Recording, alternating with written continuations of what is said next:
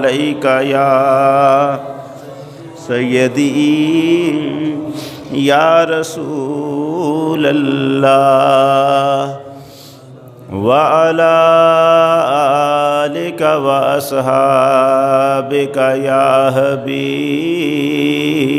اللہ الصلاۃ والسلام علیک یا سیدی یا رسول اللہ وعلی آلک واصحابک یا حبیب اللہ۔ سب تعریفیں اللہ جل شانہ وحدہ لا شریک کے لیے، جس نے اپنی قدرت کاملہ سے اس کائنات کو حضور نبی کریم صلی اللہ علیہ وآلہ وسلم کے عرفان کی خاطر پیدا فرمایا۔ ارشاد فرمایا لولاک لما خلقت الافلاک، اے حبیب صلی اللہ علیہ وسلم، اگر تمہیں پیدا کرنا میرا مقصد نہ ہوتا تو میں اس کائنات کو ہی پیدا نہ کرتا۔ بے شمار درود حضور نبی کریم صلی اللہ علیہ وآلہ وسلم کی ذات اقدس کی خاطر، جن کی ذات اقدس اس کائنات کی تخلیق کا باعث بنی۔ اللہ جل شانہ نے قرآن مجید میں ارشاد فرمایا یا ایھا الذین آمنوا اتقوا اللہ حق تقاتہ ولا تموتن الا وانتم مسلمون، اے ایمان والو اللہ سے ڈرو جیسا اس سے ڈرنے کا حق ہے، اور مرنا تو مسلمان ہی مرنا۔ اس آیت مبارکہ میں پروردگار عالم نے بڑے الگ انداز میں ہمیں حکم دیا ہے۔ یہاں صرف ڈرنے کا نہیں کہا گیا کہ اللہ سے ڈرو، بلکہ فرمایا ایسے ڈرو جیسے ڈرنے کا حق ہے۔ یہ کیا ہے کہ ایسے ڈرو جیسے ڈرنے کا حق ہے؟ ہم سارے لوگ جو مسلمان ہیں، جو کلمہ پڑھنے والے ہیں، جس طرح مرضی گناہوں میں گرفتار ہو جائیں، جیسی مرضی خطائیں کریں، ہم یہ ایمان رکھتے ہیں سارے کے سارے کہ سب سے زیادہ قدرت والا ہمارا رب ہے، جتنے مرضی گناہ گار ہوں، مگر یہ ایمان ہوتا ہے کہ سب سے زیادہ قدرت رکھنے والا، ہر چیز پر قدرت رکھنے والا وہ ہمارا رب ہے۔ اچھا، اس کے ساتھ ہی ہمیں یہ بھی پتہ ہوتا ہے کہ اللہ جل شانہ جو ساری قدرتوں کا مالک ہے، وہ ناراض ہو جائے تو اس کی پکڑ بڑی سخت ہے۔ ان بطش ربک لشدید، اس بات پر بھی ہم سب کا ایمان ہوتا ہے، ہر مسلمان اس بات کو مانتا ہے کہ اللہ کی پکڑ بڑی سخت ہے۔ گناہ خطائیں جتنی مرضی ہم کر رہے ہوں، لیکن ہمارے ذہن میں یہ بات ہوتی ہے کہ اگر میرا رب مجھ سے ناراض ہو گیا تو پھر میرے لیے جائے پناہ کوئی نہیں ہونی۔ یہ ساری باتیں ہمارے سامنے ہیں۔ اللہ قدرتوں کا مالک ہے، اللہ ناراض ہو جائے تو ہمارے لیے پناہ کی جگہ کوئی نہیں، اللہ کی پکڑ بڑی سخت ہے، وہ گناہوں پر عذاب دیتا ہے، دینے پر قادر ہے۔ یہ ساری باتیں ہر کلمہ پڑھنے والا مسلمان مانتا ہے۔ عجب معاملہ یہ ہے کہ یہ سارا کچھ ماننے کے باوجود بھی کیا ہم گناہوں سے باز آ گئے؟ یہ ماننے کے باوجود بھی کیا ہم نے خطاؤں سے توبہ کر لی؟ یہ تو پتہ ہے کہ اللہ کی پکڑ بڑی سخت ہے، یہ بھی پتہ ہے کہ وہ ناراض ہو جائے تو ہمارے لیے پناہ کی کوئی جگہ نہیں، لیکن پھر بھی ہماری زندگی کا جو رویہ ہے، ایک ہوتا ہے غلطی ہو جانا، کبھی کبھار خطا ہو گئی، گناہ ہو گیا، کوئی وقتی کیفیت آئی، کہیں عزت بچانے کا مسئلہ آیا، کبھی جھوٹ بول لیا کہ آج نہیں بچ سکتا اگر میں سچ بولوں گا۔ یہ تو الگ بات ہے نا کہ جھوٹ پھنساتا ہے، سچ بچاتا ہے، لیکن کبھی ایک بندے نے سوچا یار میں ہمیشہ سچ ہی بولتا ہوں، لیکن آج نہیں بچ رہا میں، مجھے تھوڑا سا جھوٹ کا سہارا لینا پڑے گا۔ یہ بات تو ہے کبھی کبھار کی۔ ہم نے تو جو پنجابی میں جیسے کہتے ہیں کہ لک بن لیا ہوا ہے گناہ کرنے پر، ہم تو سوچتے ہیں سارا دن، اگر ہم سوچیں نا تو ذہن میں یہ نہیں کہ یار آج کتنی دفعہ جھوٹ بولا ہے، بلکہ ہمیں یہ سوچنا پڑے گا کوئی سچ بھی بولا ہے کہ نہیں بولا۔ ہماری حالت یہ ہے کہ ہم خطاؤں کے سمندر میں ڈوب چکے، ہماری زندگی کا جو راستہ چل رہا ہے وہ ہے ہی گناہوں پر مشتمل۔ کبھی کبھار اس میں نیکی کا تصور آتا ہے، حالانکہ ہونا یہ چاہیے تھا کہ راستہ نیکی کا ہوتا، تقوی کا ہوتا۔ کبھی کبھی بتا چلو بھول گیا، خطا ہو گئی، لغزش ہو گئی، لیکن ہماری صورتحال تو الٹ ہے۔ ہم تو ہر لمحہ زندگی خطا کی گزار رہے ہیں، گناہ کی گزار رہے ہیں، نافرمانی کی گزار رہے ہیں، اور اس میں کبھی کبھار کوئی اچھائی کا کام ہو جاتا ہے تو ہمیں ساری اپنی برائیاں ویسے ہی بھول جاتی۔ ہم سوچتے ہیں کہ ہم تو بالکل نیک لوگ ہیں اور ہم نے تو کوئی ایسی غلطی کی ہی نہیں۔ اللہ تعالیٰ یہ فرماتا ہے کہ تم ڈرتے ہو مجھ سے، تم جانتے ہو کہ میں قاہر ہوں، تم جانتے ہو میں قہار ہوں، تم جانتے ہو میں طاقتوں کا مالک ہوں، میری پکڑ بڑی سخت ہے، تم ایسا مانتے ہو، مگر تم ویسے نہیں ڈرتے جیسے مجھ سے ڈرنے کا حق ہے۔ مجھ سے ڈرنے کا جو حق تھا وہ کیا تھا کہ تمہیں لوگوں کے سامنے برائی کرتے شرم آتی ہے، لیکن تنہائی میں جب ہوتے ہو تو میرا خیال نہیں کرتے، تو اس وقت یہ نہیں ہوتا کہ لوگ تو مجھے نہیں دیکھ رہے، میرا رب تو مجھے دیکھ رہا ہے۔ کیا وہ معاملہ ہے حضرت یوسف علیہ السلام، زلیخا سارے دروازے بند کر دیتی ہے، ہر چیز پر پردہ ڈال دیتی ہے اور اپنی خواہش کو پورا کرنے کا پورا موقع دیتی، اور حضرت یوسف علیہ السلام وہاں کھڑے ہو کے کہہ رہے ہیں کیا کر رہی ہے تو؟ اپنے بت کے اوپر پردہ ڈال رہی ہے جسے نظر نہیں آتا، اور میرا خدا تو ہر لمحہ سب کچھ دیکھ رہا۔ انہ ربی احسن مثوایا، میرا رب جس نے ہمیشہ مجھے اچھے انداز سے رکھا، ساری زندگی مجھے کامیابیاں دی، ساری زندگی مجھے سر بلند رکھا، عزتیں دی، نعمتیں دی، جس نے راحتیں دی، میں اس کی نافرمانی کروں؟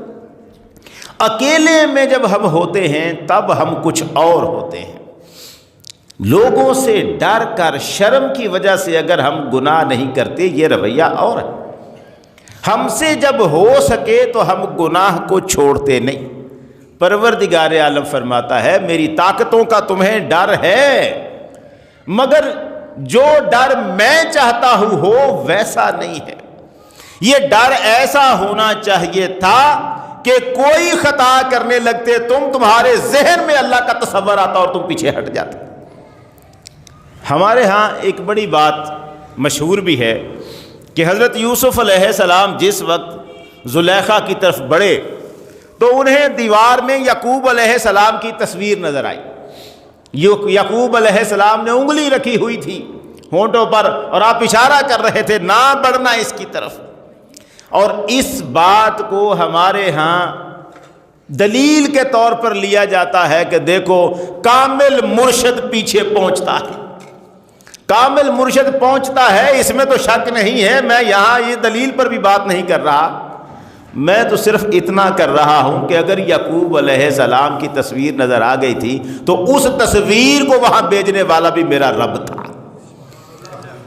وہاں تک حضرت یوسف علیہ السلام کے سامنے جب بھی ہم میں سے کوئی برائی میں پھنسنے لگتا ہے، شیطان کے پھندے میں پھنسنے لگتا ہے، بچانے والا صرف رب ہوتا ہے۔ اللہ کرم نہ فرمائے تو کوئی برائی سے بچ نہیں سکتا، لیکن قرآن جو بات کر رہا ہے ہمیں اس کی طرف دیکھنا ہے کہ ہمیں اپنی زندگی خطا کے راستے سے ہٹا کر نیکی کے راستے پر چلانی ہے۔ پھر اس میں کبھی خطا ہو تو اللہ معاف کرنے والا ہے، لیکن طریقہ ہی گناہ کا شروع کر لیا، راستہ ہی گناہ کا، فیصلہ کر لیا ہے کہ ہم نے دنیا میں مال کمانا ہے جیسے بھی ہو، وہ جھوٹ سے کمایا جائے، سچ سے کمایا جائے، ہم نے اپنا میں عرض کروں، کبھی کبھی بڑا دکھ آتا ہے، اگر اس وقت فرض کر رہے ہیں، فرض اس وقت اگر حضور صلی اللہ علیہ وسلم کا کوئی صحابی فرض کریں ہمارے سامنے آ جائے، ہمارے اس معاشرے میں حضور صلی اللہ علیہ وسلم کا کوئی صحابی فرض کریں آ جائے، تو وہ یہ دیکھے منظر کہ جس طرح کے یہ لوگ ہیں، وہ یہ سوچے کہ کیا یہی دین تھا جس کے لیے ہم جنگیں کرتے رہے؟ ہم جس دین کے لیے تھے، میں نے پہلے بھی عرض کیا تھا، امام حسین علیہ السلام کربلا میں آخری لمحوں پر بھی نماز کے مصلی پہ کھڑے ہو جاتے ہیں، حضرت علی رضی اللہ تعالیٰ عنہ کی شہادت نماز کے اندر ہوتی ہے، عمر فاروق رضی اللہ تعالیٰ عنہ کی شہادت نماز کے اندر ہوتی ہے۔ وہ لوگ دین کے تابع فرمان اپنے آخری سانس تک رہے ہیں، اور ہمیں کہاں ہے ہمارے پاس دین؟ راستہ جو 6 فٹ کھلا تھا ہر گھر کے سامنے، جو ہم نے 3 سیڑھیاں بنائی ہیں اور آدھی گلی کا راستہ ہم نے کور کیا ہے، جانتے ہیں کتنا بڑا جرم ہے جو ہم کر چکے ہیں؟ ہم نے تو یہی دیکھا ہے نا، جب ساتھ والے نے کیا ہے تو پھر میں بھی کر لوں گا۔ سرکار دو عالم صلی اللہ علیہ وسلم نے ارشاد فرمایا، مسلمانوں کے گزرنے کی جگہ تھی، جس شخص نے اس میں سے ایک بالشت، اتنی ہوتی ہے ایک بالشت، ایک گٹھ، جس نے مسلمانوں کے گزرنے کی جگہ ایک گٹھ بھی اپنے قبضے میں کر لی، 7 زمینیں پروردگار قیامت میں اس کے گلے میں ڈال دے گا، 7 زمینوں کا عذاب دے گا اس کے گلے میں ڈال کے، اٹھا اس بوجھ کو۔ اب جس کے گلے میں پروردگار 7 زمینیں ڈالیں، اس کا مطلب یہ ہے اس نے جہنم میں ہی گرنا ہے، اسے جنت میں ٹھکانا نہیں۔ اور کتنے ہمارے گھر ہیں جو اس لا علمی کی وجہ سے کہ ہمیں پتہ نہیں ہم کیا جرم کر رہے ہیں، ہم جو خطاؤں پہ خطائیں کرتے چلے جا رہے ہیں، ہمارے معاشرے میں رشوت، ہمارے معاشرے میں سود، اور سود کے نام پر جو کچھ ہو رہا ہے، کیا کیا معاملات ہو رہے ہیں۔ ہمارے ہاں یہ بولی والی کمیٹیاں لگتی ہیں، اللہ جانے یہ بولی والی کمیٹی جو ہے اس کو کس نے جائز قرار دے دیا، اور چونکہ پتہ نہیں ہوتا، ہم میں سے بہت سارے لوگ اس کا بھی شکار ہوتے ہیں۔ ہم سودی دندوں میں پھنس گئے، ہماری نظریں ناپاک ہو گئی، راستوں میں بیٹھے ہوئے، دکانوں پہ بیٹھے ہوئے، عورتیں اگر بازار میں آتی ہیں، ہمارا کون سا بندہ ہے جس کی نظریں جھک جاتی ہیں؟ ہم نے تو یہی دیکھا ہے کہ بندہ جوان ہو یا بوڑھا ہو، خواہ نیت کوئی بھی ہو، اپنی نظر پر محمد عربی کے فرمان کا پیرا نہیں بٹھاتا۔ خطاؤں پہ خطائیں ہم کر رہے ہیں۔ ہماری عورتوں کے ہاں ان کے رویے اپنی جگہ رہے، ہمارا رویہ بھی اپنی جگہ رہا، ہم نہیں ڈر رہے اللہ سے جیسے ڈرنے کا حق تھا۔ پروردگار فرماتا ہے وَلَا تَمُوتُنَّ إِلَّا وَأَنْتُمْ مُسْلِمُونَ، اور مرنا تو مسلمان ہی مرنا۔ یہ کیا بات ہے؟ جب ہم نے کلمہ پڑھا ہے تو مسلمان ہی مریں گے، لیکن ایسا نہیں ہے۔ ہر کلمہ پڑھنے والا مرتا ہے، جنازہ آپ پڑھتے ہیں، مگر یہ ضروری نہیں ہے کہ وہ مسلمان ہی مرا ہو۔ بڑا مشکل ہے مسلمان مرنا، آسان مرنا نہیں ہے۔ جس شخص کو سرکار دو عالم صلی اللہ علیہ وسلم نے ارشاد فرمایا، جس شخص کو کوئی بیماری نہ تھی، کوئی ضروری حاجت اس کی نہ تھی، کوئی رکاوٹ اس کے پاس ایسی نہ تھی، پھر بھی وہ حج کرنے نہیں آیا، تو اللہ کو کوئی پرواہ اس کی نہیں ہے، یہودی ہو کر مرے یا عیسائی ہو کر مرے۔ اس کا کیا مطلب ہے؟ کہ وہ شخص تو یہی سوچ رہا ہے کہ میں ٹھیک ہوں، چل رہا ہے معاملہ، مالی استطاعت بھی تھی، طاقت بھی تھی، کیا ضرورت ہے مجھے یہاں پیسے خرچ کرنے کی؟ میرے لیے میں ایک مکان بناتا ہوں، اونچا عالی شان کرتا ہوں، زندگی سکھ آسائش کی گزارتا ہوں، کیا ضرورت ہے مجھے کہ میں اللہ کے گھر کا ہی حج کروں؟ اس کی طرف نہ دیکھا تو سرکار نے فرمایا پرواہ ہی نہیں ہے اللہ کو، پھر یہ یہودی مرے یا عیسائی مرے۔ مرنے والا ہر شخص مسلمان بھائیوں نہیں مرتا۔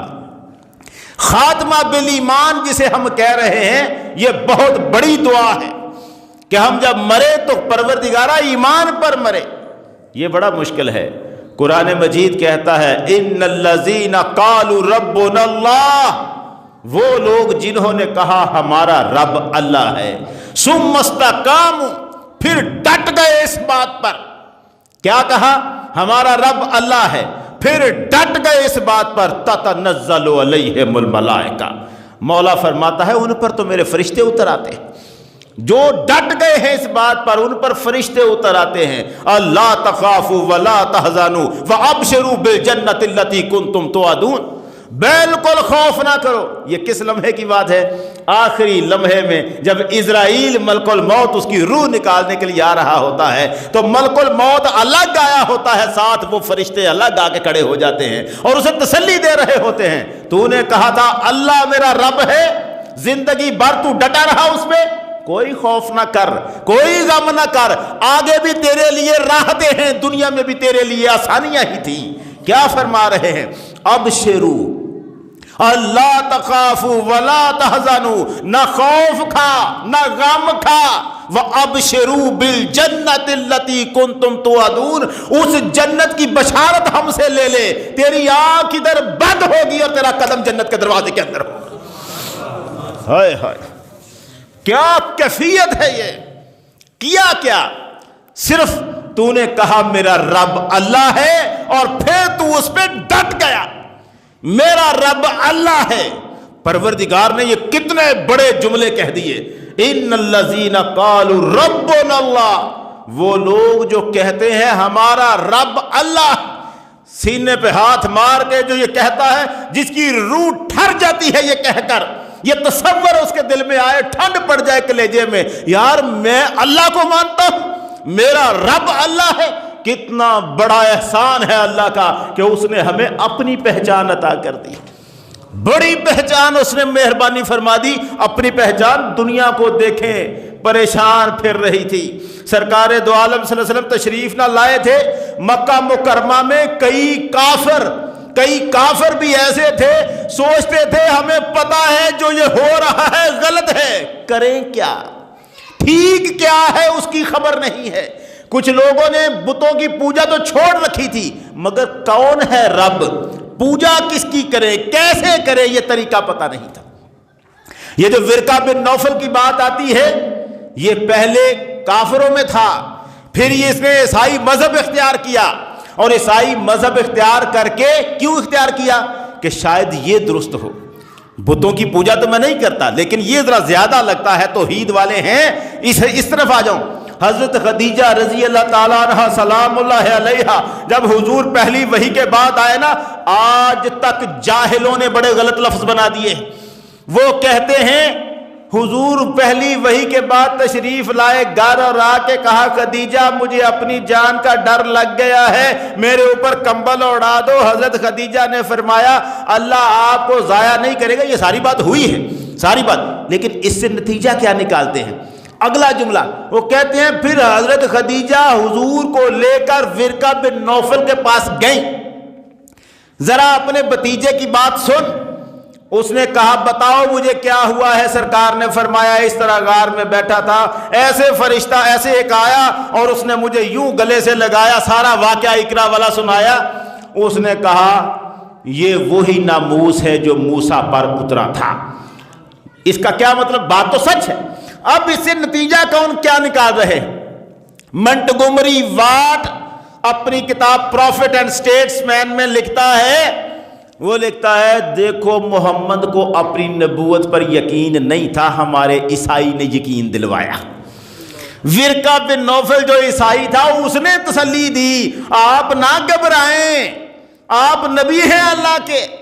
وہ کہہ رہے ہیں ورقہ عیسائی تھا, اس نے تسلی دلوائی کہ آپ تو پریشان ہو گئے تھے, آپ تو ڈر گئے تھے, آپ تو حضرت خدیجہ کے پاس آئے تھے, مجھے ڈر لگ گیا ہے. اور ورقہ نے تسلی دی نہ گھبرائیں, اللہ یہ وہی فرشتہ ہے جو موسیٰ پر بھی اترا, آپ تسلی رکھیں. نتیجہ کتنا غلط نکال دیا. نتیجہ ایک عیسائی مجھے کہنے لگا ایک عیسائی وہ کہنے لگا میں ورقہ بن نوفل کی طرح محمد پر ایمان رکھتا ہوں. مجھے کہنے لگا, اس نے کہا میں ورقہ بن نوفل کی طرح محمد پر ایمان رکھتا ہوں. میں نے کہا تجھے ورقہ بن نوفل یاد آیا, کاش تو نجاشی حبشہ کے بادشاہ کی طرح ایمان رکھ لیتا. تو ورقہ کی مثال مجھے دے رہا ہے، تو حبشہ کے بادشاہ نجاشی کو کیوں نہیں لیتا؟ وہ بھی تو عیسائی تھا، ویسے محمد پر ایمان لا جیسے نجاشی ایمان لایا تھا۔ ورقہ بن نوفل، اب وہ مثال دے رہے ہیں جی ورقہ نے تسلی دی۔ ورقہ نے تسلی نہیں دی، حضرت خدیجہ کو پتا تھا میرا چچا زاد بھائی ورقہ بیچارہ پریشان رہتا ہے، پہلے اس دین پر تھا، وہ چھوڑا اس دین پر آیا، بھٹک رہا ہے، اس کی روح تلاش میں ہے، میں کس طرف جاؤں، حق کیا ہے، میں اسے جا کے بتاؤں جس حق کو تو ڈھونڈتا پھر رہا تھا، یہ آ گئے ہیں محمد لے کر۔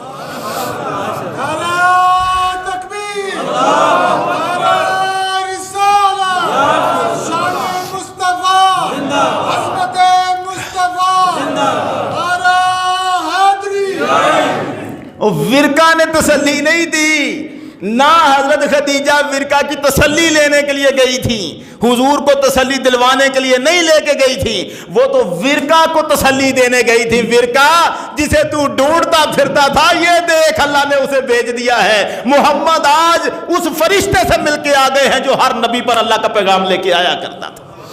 یہ ہے وہ حق جس کی تجھے تلاش تھی، آج ورقہ کے سینے میں ٹھنڈ پڑی ہے۔ یہ ورقہ بن نوفل کی تسلی کا معاملہ تھا، محمد عربی کی تسلی کا معاملہ نہیں تھا۔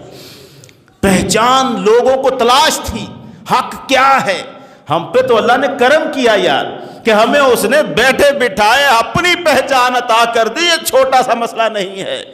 میں کہتا ہوں اگر خدا نہ خواستہ کوئی بندہ کسی کافر کے گھر پیدا ہو جائے، ہندوستان پورا ایسے ہی ہوا نا، ہندوؤں کے گھروں میں پیدا ہوئے کتنوں کو توفیق ملی ہے کلمہ پڑھ لینے کی، کتنے بھٹک رہے ہیں صرف اس لیے کہ ان کے ماں باپ ہندو ہیں، وہ بھی ہندو بن کے بیٹھے ہیں۔ ہمیں تو مفت میں یہ سودا ملا ہے، بیٹھے بٹھائے ادھر پیدا ہوئے، ادھر کان میں آواز آئی اللہ اکبر اللہ اکبر، اور جنہوں نے پہلی آواز ہی اللہ کے نام کی سنی ہو ان کی تو رگ رگ میں اللہ کی محبت سما جاتی ہے۔ اللہ ہمارا رب ہے، قرآن کہتا ہے جنہوں نے کہا اللہ ہمارا رب ہے پھر اس پہ ڈٹ گئے تو ان پر فرشتے اترتے ہیں۔ یہ وہ آخری لمحہ ہے جب ملک الموت سامنے آتا ہے، لوگوں پر وحشت طاری ہو جاتی ہے، مگر جنہوں نے کہا ہوتا ہے نا اللہ ہمارا رب ہے، ان کے چہروں پہ تب بھی مسکراہٹیں پھیل رہی ہوتی ہیں، ان کے چہروں پر مسکراہٹیں ہوتی ہیں، ان کے چہروں پر نور ہوتا ہے، اس لیے کہ انہیں صرف ملک الموت نظر نہیں آ رہا ہوتا، وہ نورانی فرشتے بھی نظر آ رہے ہوتے ہیں۔ حدیث رسول میں سرکار نے ارشاد فرمایا فرشتے دو نورانی چہروں والے اس کے پاس آ کے ایک طرف بیٹھ جاتے ہیں، ملک الموت ادھر آ رہا ہوتا ہے، وہ دونوں اس کے پیچھے بیٹھے ہوتے ہیں، چمکتے سورج کی طرح ان کے چہرے چمک رہے ہوتے ہیں، وہ بیٹھے ہوتے ہیں پاس۔ اب مرنے والا ان دو کو دیکھ رہا ہوتا ہے اور ان کی زیارت میں ہی وہ مست ہوتا ہے، ایسے خوبصورت۔ ادھر ملک الموت اس کی روح نکالتا ہے، سرکار فرماتے ہیں وہ دونوں اٹھ کے اس فرشتے کے پاس آتے ہیں، یہ روح تیری نہیں ہے، ادھر تے اسے تو ہم لینے آئے ہوئے ہیں، اسے ہم نے لے کے جانا ہے، پروٹوکول کے ساتھ لے کے جانا ہے، عزتوں کے ساتھ لے کے جانا ہے، یہ تیرے والا معاملہ نہیں ہے۔ فوراً جھپٹ کے اس سے روح لے لیتے ہیں عزتوں کے ساتھ اسے رب کی بارگاہ میں پہنچانے کے لیے۔ کیوں؟ اس نے کہا اللہ ہمارا رب ہے اور پھر اس پر وہ ڈٹے رہے۔ دوستو یہ مسئلہ بنا ہے۔ اب فرشتے کیا کہہ رہے ہیں؟ خوف نہ کر، غم نہ کر، جنت کی خوشخبری لے، نحن اولیاؤکم فی الحیات الدنیا وفی الآخرہ، ہم دنیا کی زندگی میں بھی تیرے ساتھی تھے، آخرت میں بھی تیرے ساتھی ہوں گے۔ فرشتے اسے کتنی تسلیاں دے رہے ہیں یار کہ ہم دنیا میں بھی تیرے ساتھ رہے ہیں، تیرے ساتھ دوست بن کے رہے ہیں۔ یہ کیا ہوتا ہے فرشتے دوست بن کے رہتے ہیں؟ اللہ نے بڑے ہی کرم کیے ہیں، محمد عربی صلی اللہ علیہ وسلم کی امت میں ہونا اتنا بڑا احسان کر دیا ہے، ایک ایک بات سرکار نے فرما دی۔ ہماری بدبختیاں یہ ہیں نہ تو ہمیں پتہ ہوتا ہے، اور اگر پتہ لگ جائے تو یقین نہیں آتا، یقین آ جائے تو عمل پھر بھی ہم نے نہیں کرنا۔ ورنہ جو سرکار نے فرمایا جو شخص صبح کے وقت سورہ یاسین کی تلاوت کرتا ہے، اللہ ایک فرشتہ اس کے ساتھ مقرر کر دیتا ہے سارا دن اس بندے کے کام کاج میں حصہ بٹا۔ صبح یاسین کی تلاوت کی، اب سارا دن کے لیے، رات تک کے لیے ایک فرشتہ اس کے ساتھ لگا ہے، بندہ جو کام کرنے لگے گا فرشتہ اس کے ساتھ اس کی مددگاری کرے گا، اس کی مدد کرے گا۔ ہم نے پیغام محمد کو نہیں سمجھا، یہ تو ہمارا قصور ہے۔ سرکار نے تو ایک ایک بات ہمیں سمجھا دی، اتنا ہی تو پڑھنا تھا، بسم اللہ الذی لا یضر مع اسمہ شیء فی الارض ولا فی السماء۔ سرکار نے فرمایا تو پڑھ صحیح، اگر تو صبح پڑھے گا شام تک تجھے کوئی چیز تکلیف نہیں دے سکتی، تو شام کو پڑھے گا صبح تک تجھے کوئی چیز تکلیف نہیں دے سکتی۔ حضور نے ہر بات بتا دی، لیکن ہمیں چونکہ ان چیزوں پر ہمارا مسئلہ یقین کی کمزوری کا ہے۔ یہ جو ہمارے کہتے ہیں نا یقین کامل کے پیر کامل، یہ لفظ ہم نے سنا ہوا ہے، بات بڑی زبردست ہے۔ یہ ہمارے اندر جو کمی آئی ہے وہ اللہ سے بدگمانی پیدا ہوئی ہے، ہمیں اللہ سے بدگمانی، ہم اللہ کے بارے میں صحیح عقیدہ نہیں رکھتے، اللہ کے بارے میں نظریہ ہمارا صحیح نہیں ہے۔ یار یہ قرآن مجید میں تو اللہ تعالیٰ نے کافروں کے بارے میں یہی کہا، ظانین باللہ السوء، وہ تو اللہ کے بارے میں غلط گمان رکھتے ہیں۔ کیا غلط گمان رکھتے ہیں؟ کسی بت کے پاس گئے ہی کیوں؟ صرف اس لیے گئے کہ اللہ نہیں سنتا۔ اچھا کافر اللہ کو جانتے تھے یا نہیں جانتے تھے؟ یہ سارے لوگ سوچتے ہیں پھر نہیں جانتے تھے۔ مکہ مکرمہ میں خانہ کعبہ کے اندر 360 بت تھے، ان 360 بتوں میں کوئی بت اللہ کے نام کا نہیں تھا۔ اب کیا وہ اللہ کو نہیں جانتے؟ اگر اللہ کو نہیں جانتے تو محمد عربی کے والد کا نام عبداللہ کس نے رکھا تھا؟ عبد المطلب اسی مکے میں رہتے تھے، نام کیا رکھا ہے؟ عبداللہ، مطلب کیا ہے؟ اللہ کا بندہ۔ تو کسی نے نہیں پوچھا عبد المطلب یہ اللہ کون ہے، اس لیے کہ سارے جانتے تھے۔ خود قرآن نے کہا محمد صلی اللہ علیہ وسلم ان کافروں سے ذرا پوچھ تو صحیح، قل من یدبر الامر، ان سے پوچھو کائنات کا نظام کون چلاتا ہے۔ یہ سوال کن سے کرنا ہے؟ کافروں سے۔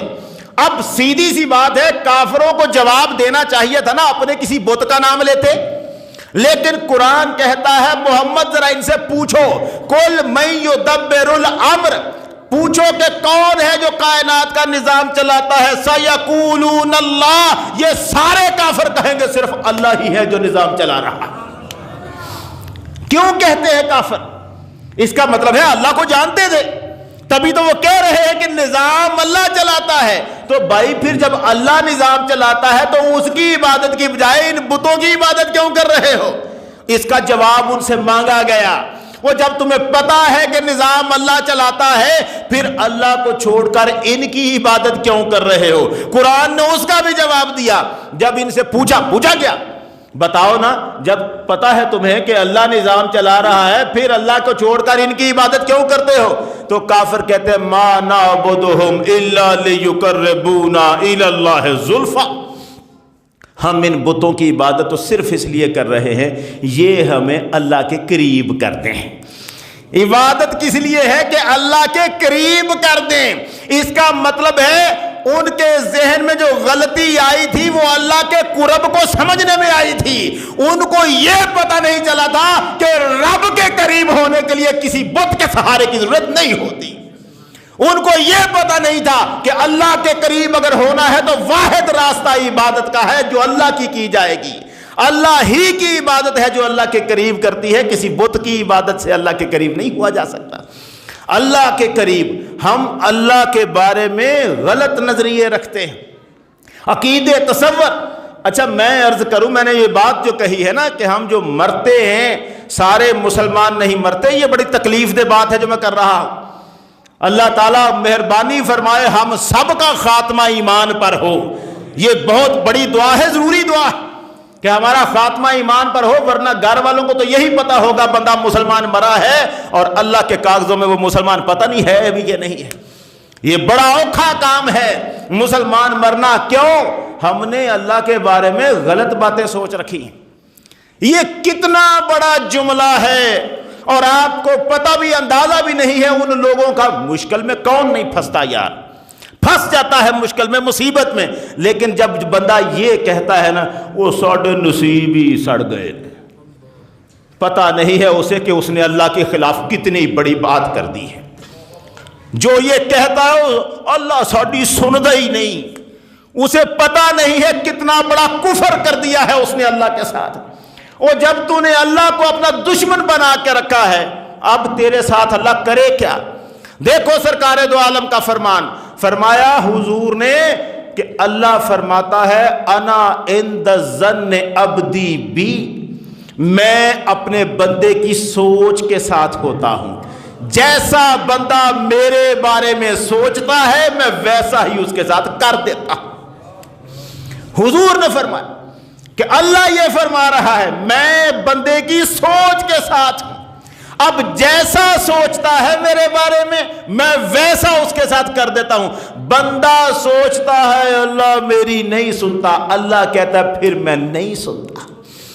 بندہ کہے تو یار اللہ کا کرم ہے، خواجہ غلام فرید کوٹ مٹھن شریف والے کیا بات ہے، کہنے لگے مجھ پر کوئی مصیبت آتی ہے تو میں کہتا ہوں اللہ کا کرم ہے، اللہ کی رحمت ہے۔ اب جب میں کہتا ہی ہر چیز کو اللہ کی رحمت ہوں تو اللہ بھی سوچتا ہے کہ پھر اس پر میں قہر کروں کیوں؟ غضب اس کے کو میں رحمت جانتا ہوں، مجھ پر اس لیے رحمت خدا کی ہے۔ وہ کہتے ہیں اس لیے مجھ پر اللہ رحمتیں کر رہا ہے کیونکہ میں ہر وقت جو بھی ہو میں سوچتا ہوں اللہ نے میرا بھلا ہی تو کیا ہے، اللہ نے مجھ پر کرم ہی تو کیا ہے۔ علامہ اقبال جس عورت کی بات سناتے ہیں کہ وہ پہلے عیسائی تھی مسلمان ہو گئی، میں نے پوچھا کیوں مسلمان ہوئی تو اس نے اپنے نوکر کی بات سنائی اس کا بیٹا مر گیا، اس کی بہو مر گئی، اس کا پوتا مر گیا، اب ہر کوئی مرتا تھا تو وہ بی بی اسے پوچھتی تھی تیرا تو گھر اجڑ گیا، تو وہ کہتا تھا نہیں اللہ خیر کرے گا، اللہ کرم کرے گا، زندگی باقی ہے، میرا بیٹا باقی ہے۔ بیٹا مر گیا، اس نے کہا تیرا گھر اجڑ گیا، اس نے کہا نہیں کوئی بات نہیں، میرا پوتا باقی ہے، میں اس کے ساتھ زندگی بسر کروں گا۔ پوتا بھی مر گیا، بی بی نے کہا تیرا کچھ نہیں بچا، پورا گھر ویران ہو گیا، تیری بہو مر گئی، تیرا بیٹا مر گیا، تیرا پوتا مر گیا۔ اس نے کہا کوئی بات نہیں، انا للہ و انا الیہ راجعون، یہ ساری چیزیں تو میرے رب کی تھیں، وہ لے گیا ہے، میں اللہ وارث نہیں ہوں، میرے دل میں محمد کا کلمہ ہے، میں پریشان نہیں ہوں اس بات پر۔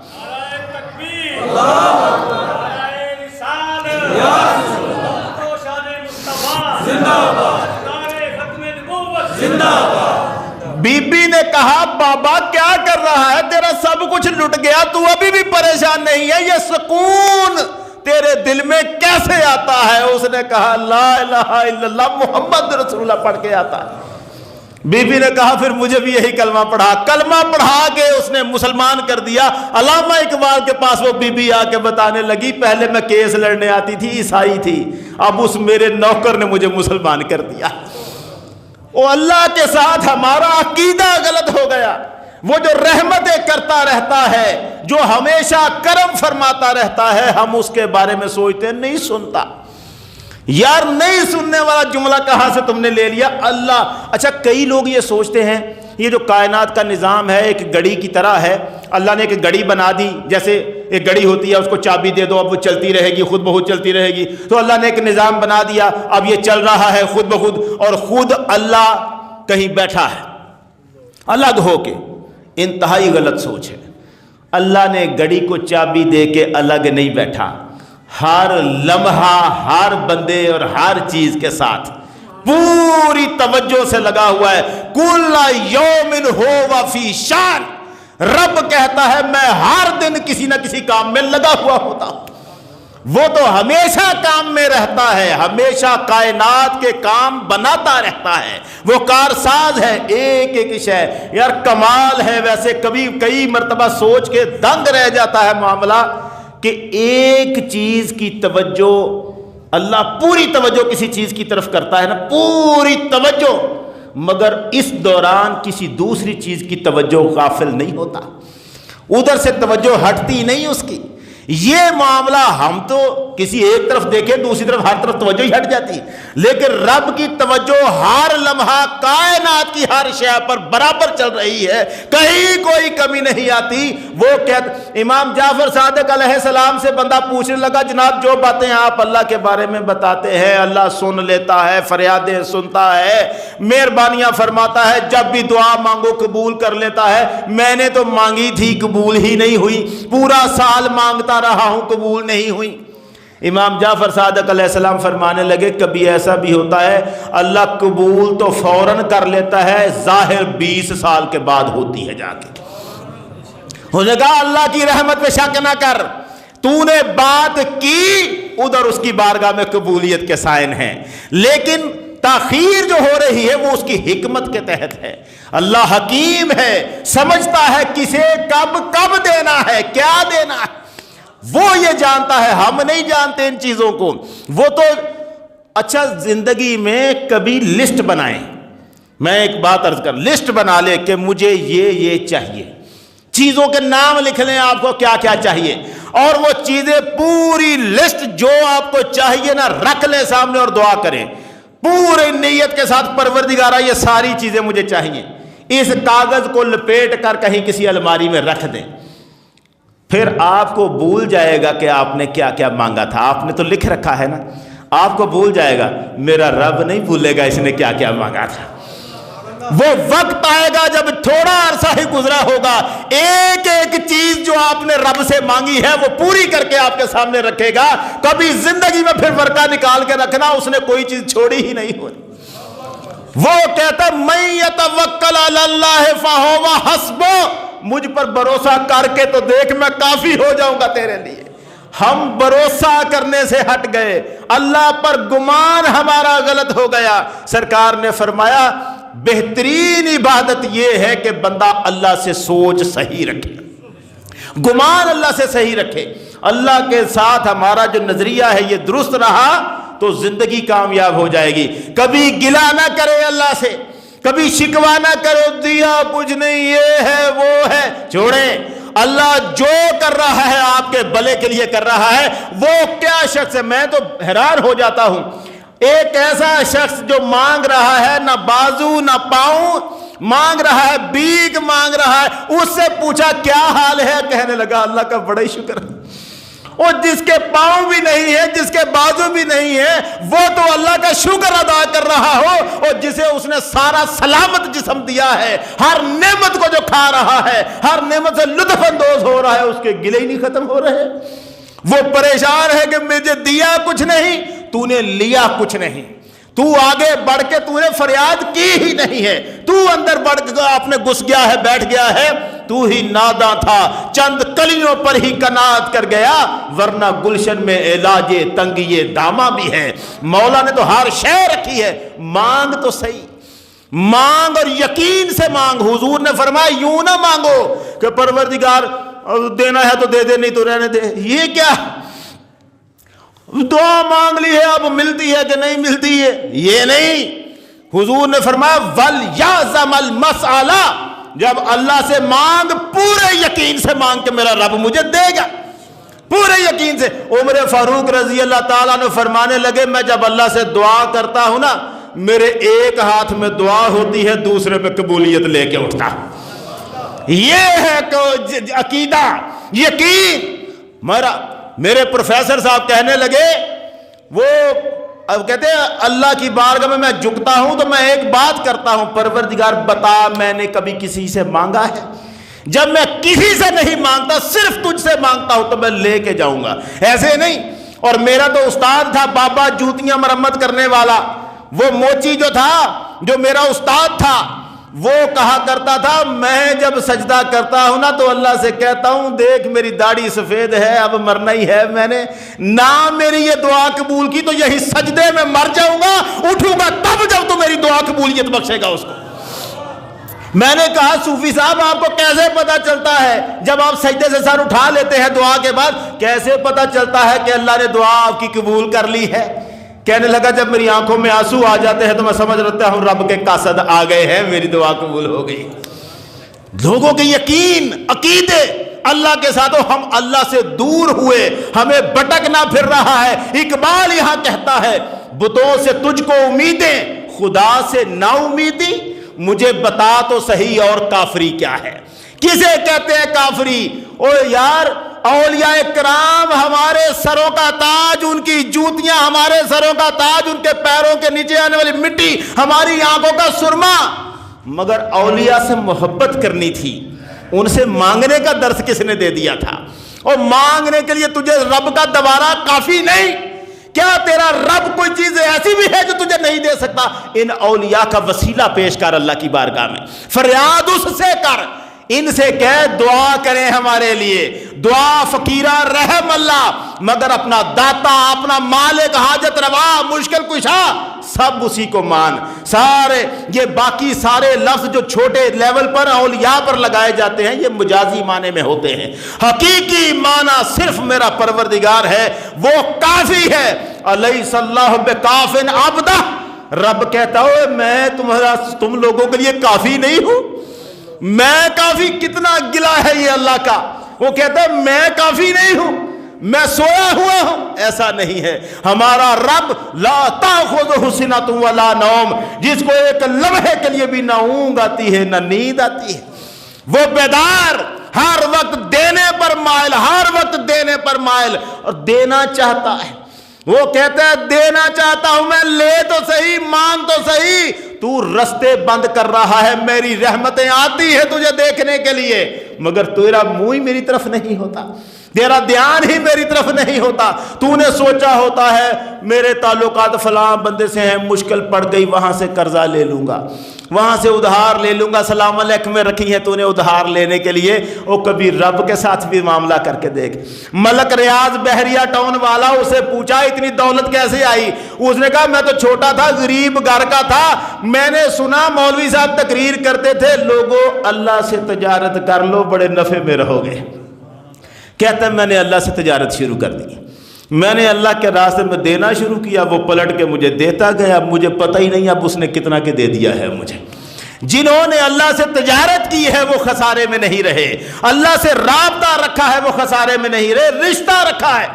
ہماری مصیبت یہ ہے ہم نے اللہ کو چھوڑا اور اب ہم در بدر پھر رہے ہیں، کھجل خراب پھر رہے ہیں۔ اللہ تعالی ہمیں توفیق عطا فرمائے کہ ہم اسی کے ہو کر اسی کی بارگاہ میں پورے یقین کے ساتھ اپنی پیشانیاں سجدے میں رکھیں اور اللہ سے دعائیں کریں اور وہ ہماری فریادیں پوری کریں۔ وآخر دعوانا ان الحمد للہ رب العالمین۔